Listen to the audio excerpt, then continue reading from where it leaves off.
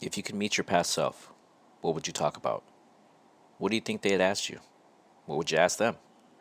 What if you can travel back in time and see yourself at your absolute lowest moment? What if you can go back to when you felt the most alone? These are the questions I used to ask my patients when I worked as a mental health worker at the state hospital. I often wonder what chain of events would bring a person to the act. I'm talking about suicide. I've talked to many people about it, those who've attempted it, those who were left behind by those who have passed on. Although more women than men attempt suicide, men are 4 times more likely to die by suicide. Suicide is the second leading cause of death among people aged 10 to 14, and the third leading cause of death among people aged 15 to 24 in the U.S. Suicide is also the 12th leading cause of death overall in the U.S. So, as you can see, it's a pretty big problem, and it's a personal one. When I worked as a mental health worker, I would talk to some of these patients who've attempted suicide, and they would be sent to my hospital for a 24-hour evaluation, or sometimes the family would just leave them there. And most of the patients are men. I'm not going to name names, obviously, but the overall consensus is that these men are very prideful. They've grown up being told that you need to provide for your family. That's what a man does. He raises a family, he works, and he provides for them. He puts a roof over their head, he provides food for the table. It's his job. It's his job to take care of his family. And talking about his feelings is not something that is done. That's the norm.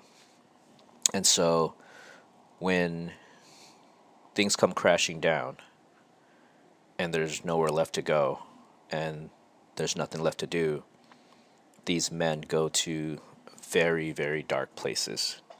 And I am going to share with you one such conversation I had with a patient of mine. He has grown up, like I said, in a very strong male household. He was told, you need to provide for your family. You need to man up. You got to play sports. You got to do all these manly things. And he had gone through school, I guess a normal life, gone through school, got good grades, played sports, met a girl, got married, had kids, and was doing well. He was happy.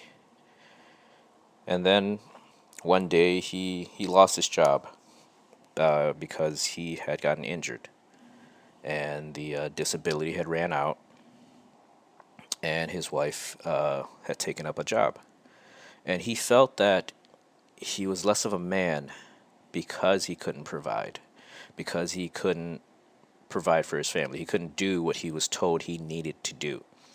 And he never told any of his family members this. He never told his wife, never told his children how he absolutely felt.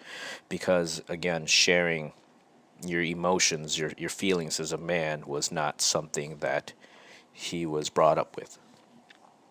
And so he thought the act of providing for his family one last time would be to kill himself and give them the life insurance as his final act of providing.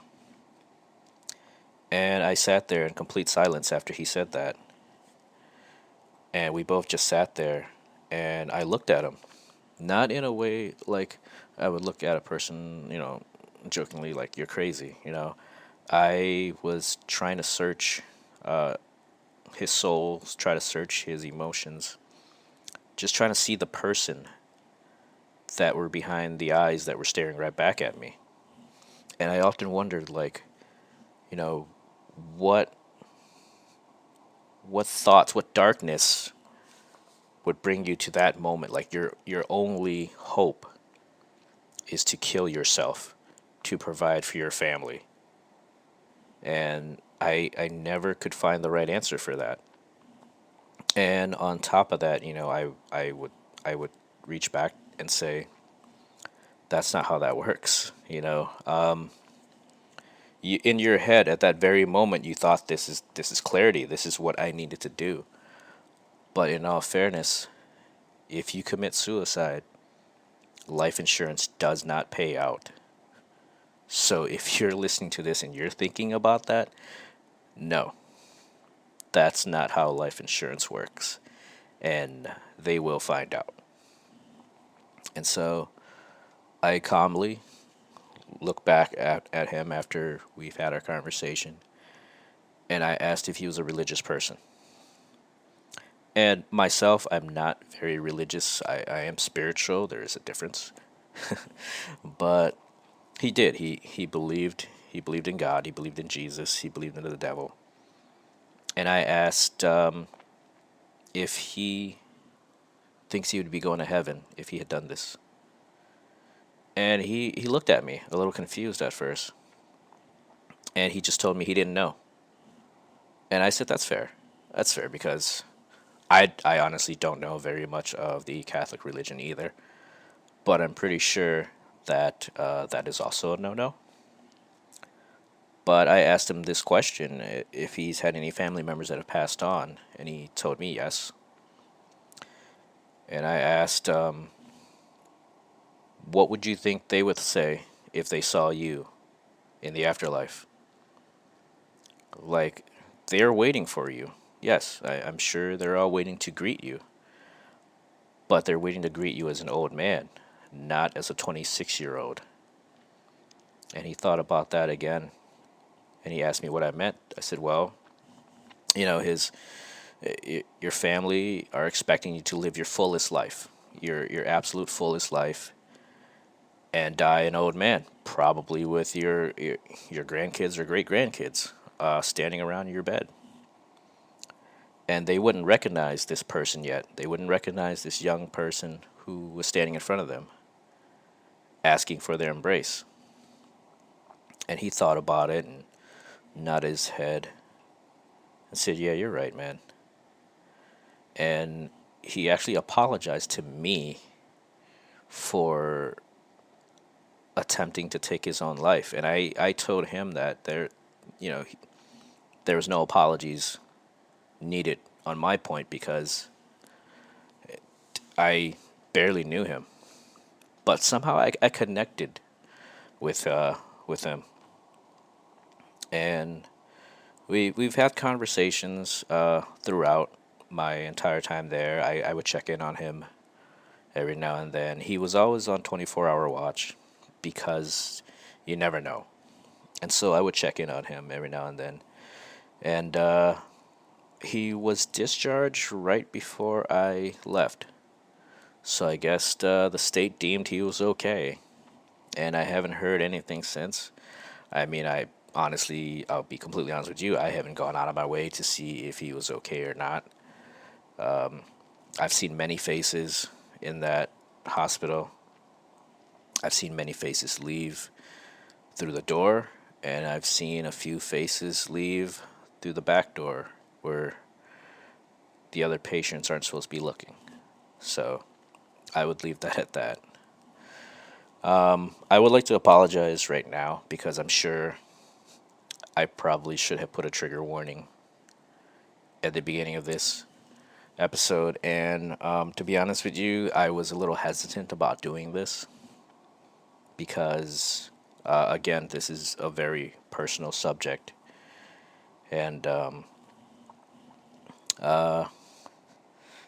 in 2001, I attempted to take my own life. And it wasn't one event, or it wasn't like I lost my job or anything like that. It was just a series of bad things happening all at once. And I was at the point in my life where I was still young and naive, definitely naive, to think that this was my only way out. This is my way to cash out my chips and, just be off with it. And it started with, I guess it started with the moment I got to California. I had, as I said in the previous episode, I have grown up with all my friends in Rochester, New York.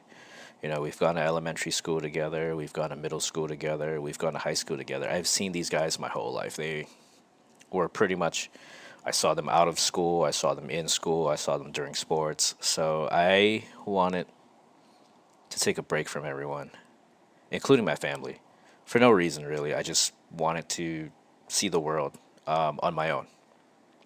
And so I moved. I moved as far as I possibly could without needing a passport.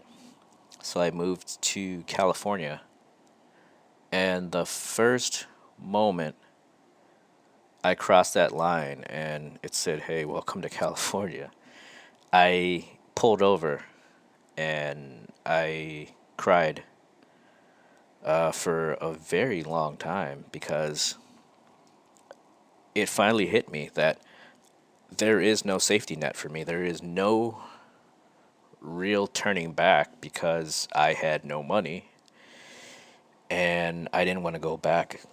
I didn't want to go back a failure. You know, playing sports, I was pretty good at athletics. None of my family members were athletic. I worked really, really hard to achieve what I achieved. And, you know, the friends at home, well, they have this little thing where it's like, hey, Noi doesn't lose. Somehow or another, Noi comes back and he finds a way to win. And, you know, I guess that got to my head a little bit that I was pretty much invincible. I would go to California and I would go to school and I don't know, maybe become famous or something like that. That wasn't really in my head, but something like that. You know, just go west, my friend, and treasure awaits you. And so I get there, I cried, I got a bite to eat, and then I just put my head in the books and I was off and running. And I made, you know, some friends there. I actually met a friend from the East Coast because he had joined the Navy, but I never really connected with anybody until a couple months in, and I met this guy called Nino. Never his real name. He was Mexican. They never used their real names over there.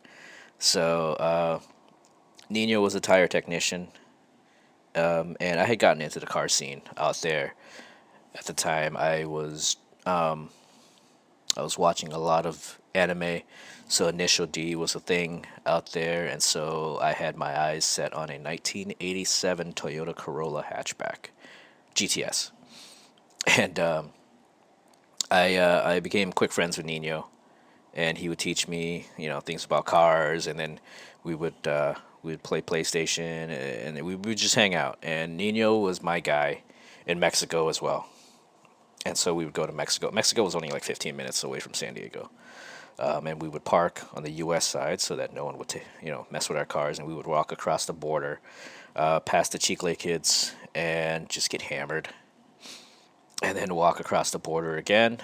Tell the border patrol that we have not been partying, despite drooling and slurring our words all over the place, and then we would drive home again, naive, and then Nino got a girlfriend, and he was like the happiest guy I've ever seen. This girl was everything to him. He would go straight home. We wouldn't even go to Mexico anymore. We wouldn't even play pool. We wouldn't go bowling. We wouldn't go to the arcade. After he was done with work, he would go straight home to be with his girlfriend. And he was the provider. He was everything for her. She didn't have to lift a finger. She didn't have to do anything. Like if she wanted like shoes, he would work overtime just so that she can get, these things. So one day he calls me up in the afternoon and he said that she had left him. No excuse, no nothing. She had taken her stuff. She left the keys on the table and she was gone. And I asked if he was okay. I asked if he if he needed anything, and he seemed a little spaced out on the phone. He would just give me quick yes, no answers. I asked if he wanted me to come over, and he said no, no, everything is okay. I'm just gonna go to work. So I I went about my business. I went to school, hung out with some other friends. I eventually went into work. I was working nights at the time. I eventually went into work, and I was on lunch when I got a phone call from Nino's mom. She said that he didn't call her for dinner because he usually calls her right before dinner, and they would say prayers before dinner, and then they would eat. She didn't call him, or he didn't call her, and he does this every day habitually. And she she wanted me to go check on him because she was disabled, and I knew something was wrong. Just the way she sounded, and she had a very close connection with Nino, and she would know if he was sick. She would know if he was off in a way, and for some reason she was very alerted on the phone. She just sounded like something was wrong, and I told her, okay, I'll do it because I'm the closest to his house. I'm on my lunch break. I would go over real quickly just to check on him because he should have been home and he should have called her before dinner. I said maybe he and his girlfriend maybe had gotten back together or something like that, but not to worry. I'm gonna go. I'm leaving right now. So I go to his house. Well, I call him to see if anything was out of order. No pickup, straight to voicemail. And so I'm at his house. I don't have the keys to his house, and it's dark. And here I am, a pretty dark Asian, looking through the window of a person's apartment. And right about there, a police cruiser pulls up around the corner and hits me with the flashlight, the floodlight. And I got my hands up. He's, what are you doing? I have my hands up and I say, this house belongs to this person whose name I won't say. And I'm just doing a health check because his mother is frantically wondering where he is. His car is parked in the driveway. Can you please, like, just run the guy's name, run the address, and so you know that I'm telling the truth because I don't want to get shot or arrested or beaten at this time. And the cop does that. I still have my hands up in the air. I'm actually down on my knees right now because I want to not be a threat to this guy at all. And he does, and I said, "Can you please just like look through the window, or you please let me look through the window?" And another cruiser comes up, and I plead my case again. I am fearing the worst for some reason. There was just a feeling around an aura, and I'm shaking right now. I am borderline crying. And the second police officer goes, looks through the window, and all I hear, everything is silent now. All I hear is him clicking his microphone and saying, "We've got a body."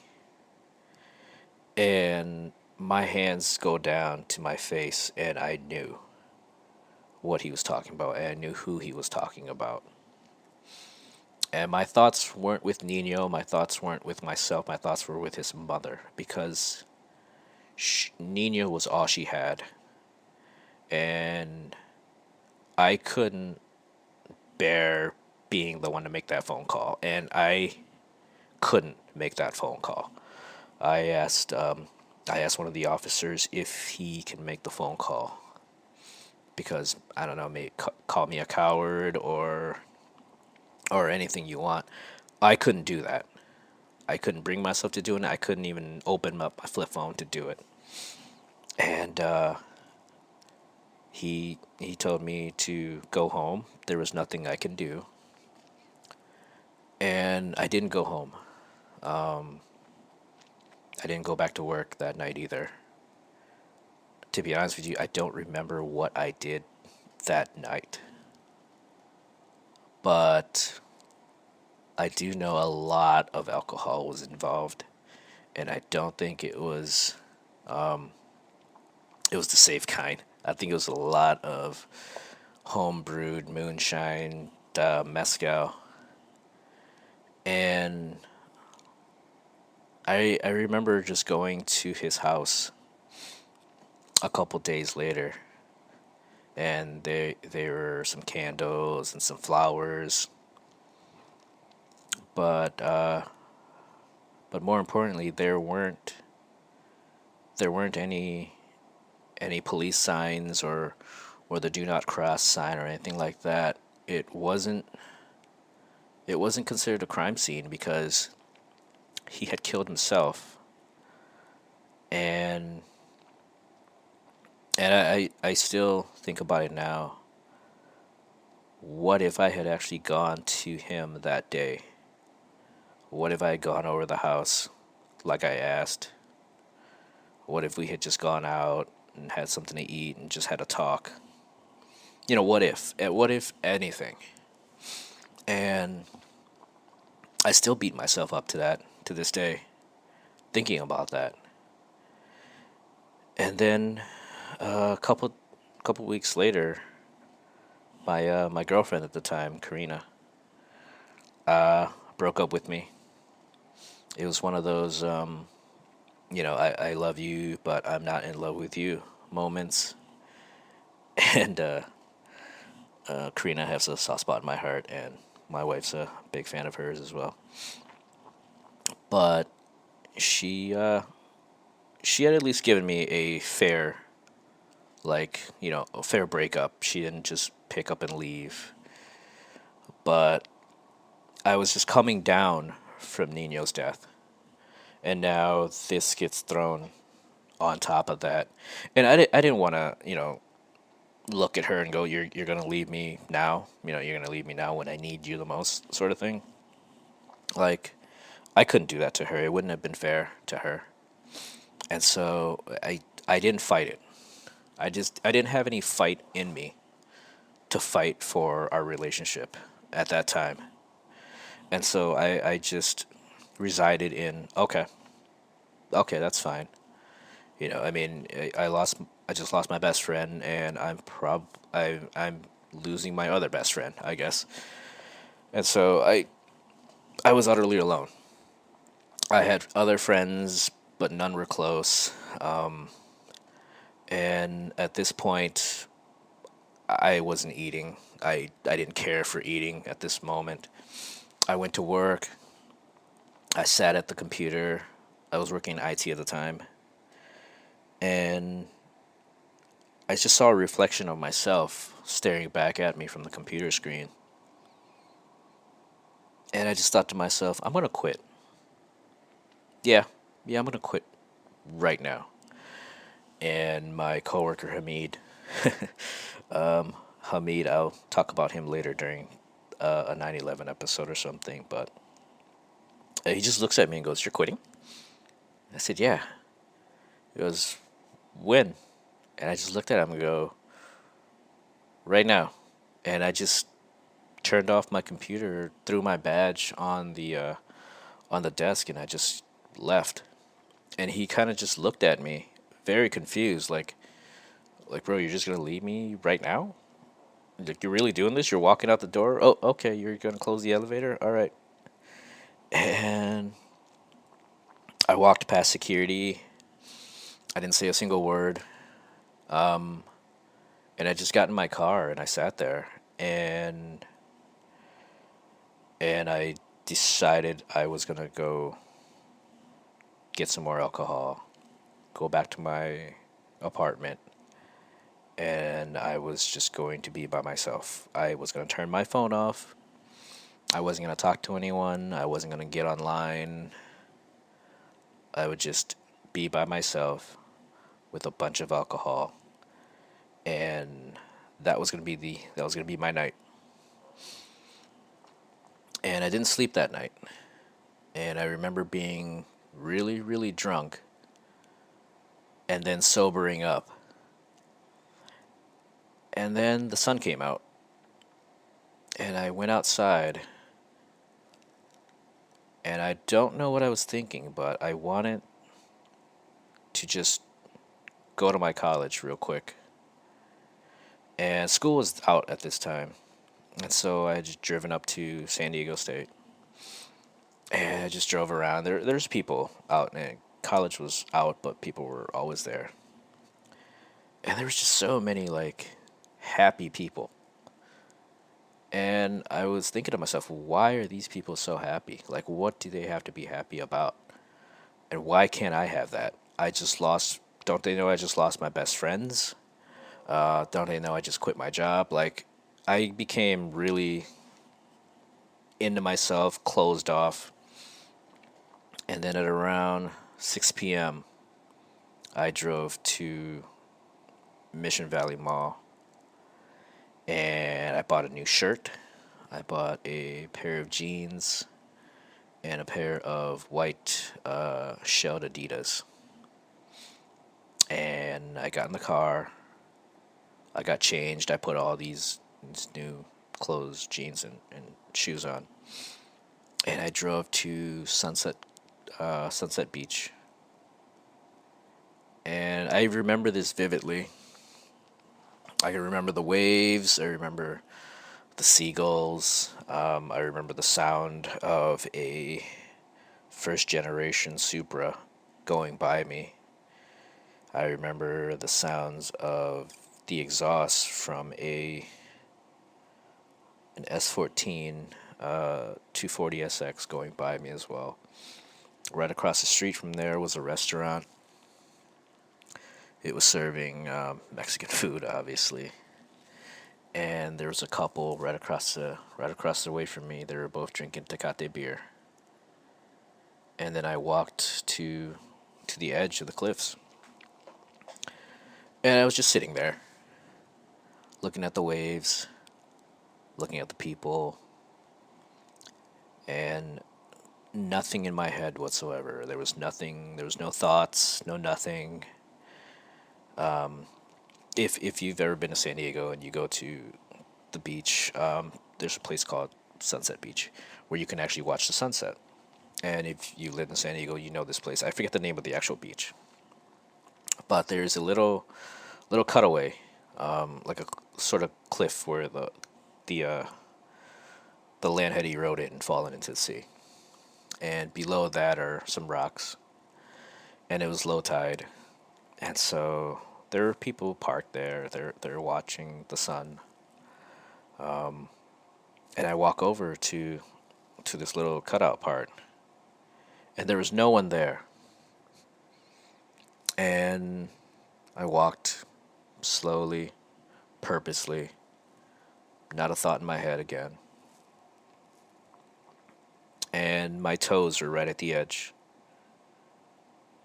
And I looked back to see if anyone was watching, if anybody was even looking at me, if anybody cared, I guess. And no one, not a single soul, not even the seagulls, were around me. And I thought to myself, if I did this right now, no one would know. No one would know. I'd be carried out to sea, and that would be it. I would smash against the rocks. High tide comes, carries me out to sea. Done. And I took my wallet.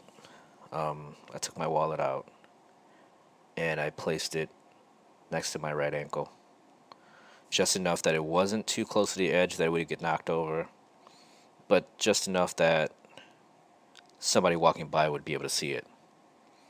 And my ID was facing upwards, so they would know who I was, or that I was missing, or at least that my wallet was missing. I put my cell phone next to that. It was a Sprint Sanyo flip phone. Those plans where, you don't call me until after 9. And then I just looked at the water. I looked at the water, I looked at the waves. I watched the mist shoot up from when the waves hit the rocks. And I took a deep breath. And I found that my chest had gotten really tight, that I couldn't breathe. And I tried again. I tried to take another deep breath. and my chest had felt even tighter. And then I tried to take a step forward, and I felt a warm wind brushing against my cheek. Just one quick whoosh. And then I paused. My chest had loosened up, and I put my foot back down. And I picked up my stuff. I got in my car and I drove off without a single person noticing me at all. And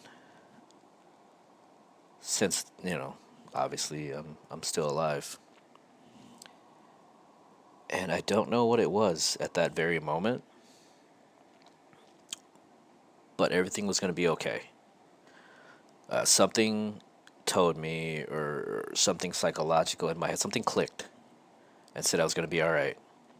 I was going to get through this, and I don't know. I was just going to be okay. And so I went back to my apartment, and I just called up some friends and said, "Hey, you guys want to go out for dinner?" And they're like, "Yeah, let's go." And that was it. That was it. I didn't tell anybody. In fact, I didn't tell a lot of people to this day. I mean, I think my wife knows and some family members know, but that's about it. And that was actually a pretty big weight off my chest, actually. Yeah, that was a very, very scary moment in my life. And if you're wondering if I still have those thoughts, yeah, yes, I do. But I also know that I have something now. I have my wife, I have my son, I've got a fairly good amount of friends that I can call friends. I guess somebody put it best where there's nothing when you die, but when you're alive, there's everything. And there's nothing to die for. There's everything to live for, I suppose. And I think that's a good way to put it. Because when you die, that is it. Like, you know, you're out. When you kill yourself, your worries are done. But those who are left behind, your family, your friends, they are affected by it. And that's why I think, this is my own personal opinion, but I think suicide is very selfish. And thinking about this as an older version of myself, how would that affect my parents? How would that affect my family back home when they found out? I guess it would have been the same way as Nino's mom. I wish I had kept in contact with her, but honestly, after his passing, I just couldn't. I couldn't hear her voice. I couldn't. I couldn't see her anymore. I couldn't do that, and I regret that as well. But again, now that I have Alex, I have Mary. You know, those are the people that I live for every day. Yes, I still get plagued by those dark thoughts. Yes, I still go through the steps of how I would do it. But those are all in my head, and I can control those thoughts. So I'm a lot better. I'm in a better place, obviously, but it's still something that does creep up every now and then. So, have you ever had those thoughts? Have you ever thought about doing that? Because I will tell you from experience, it's very real. It's very scary, and you're not alone. Obviously, me saying this right now, you aren't alone in those thoughts. I have them. I know plenty of people who have them. I know plenty of people who have attempted, and thankfully those people failed. But let me pose that question again. If you could meet your past self, what would you talk about? What do you think they'd ask you? And what would you ask them? What if you can travel back in time and see yourself at your absolute lowest moment? What if you can go back to when you felt your most alone? I know a lot of people are like, time traveling isn't real. Like, you're talking crazy now. But what if I can show you a technique that I use every now and then when I'm at my lowest, or when I need someone there for me who, for any number of reasons, to help myself. So what if I can show you how to help yourself? What if I can show you a technique to take better care of yourself mentally and maybe spiritually? All right, so let's take a moment. Let's clear our heads. Let's just take a couple deep breaths, and we're gonna go back together. We're gonna go back to a very dark time in our lives. Think back to when you were just at your absolute worst, when you felt the most alone, when you felt the most vulnerable. Think about that. Think about that moment and put it up on a stage. And you are the audience. So there's an image of you on stage at your absolute worst, at your lowest, when you needed someone, but you were alone. And now let's dim the lights. Let's turn off the lights for the background, and let's walk towards yourself. Now let's dim the lights again until the spotlight is only on your past self. And then you take a walk slowly to yourself until you're right next to them, until you can see them clearly. And then you would give them a hug.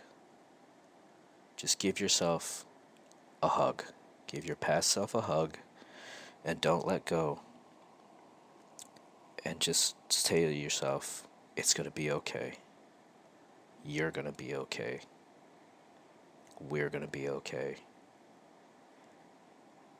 And just give them a tight squeeze and let them know, let them feel it, let them feel your energy. Everything is going to be all right. And then let go and slowly walk away, never letting go, never letting go of the gaze, just walk away slowly. And we're back, and we're back in modern times. And take a couple breaths. And now I want you to go back to that memory, to when you were all alone, to when you were at your lowest, darkest moment. And now I want you to think about that memory. Think about what you felt then. Think about the walls. Think about what type of lighting was there with you. And then I want you to think about if you felt a presence there with you. If you felt like there was someone there next to you telling you everything was going to be okay, that you're going to get through this, that we were going to get through this. And try to remember, if you felt like someone was there with you. That's the exercise I would do all the time whenever I felt like I was not well, whenever I would think about my past and all the tragedies and trauma, when I lost my grandfather, when I lost my grandmother, when I lost friends and family. I always felt like I was never alone, even when I was. I always felt like there was somebody there with me. And maybe there was somebody there with me on the cliff that day, hugging me, telling me everything was going to be okay, telling me we were going to be okay. Maybe somebody was there just reassuring me that future me was going to be okay. And maybe that somebody was me.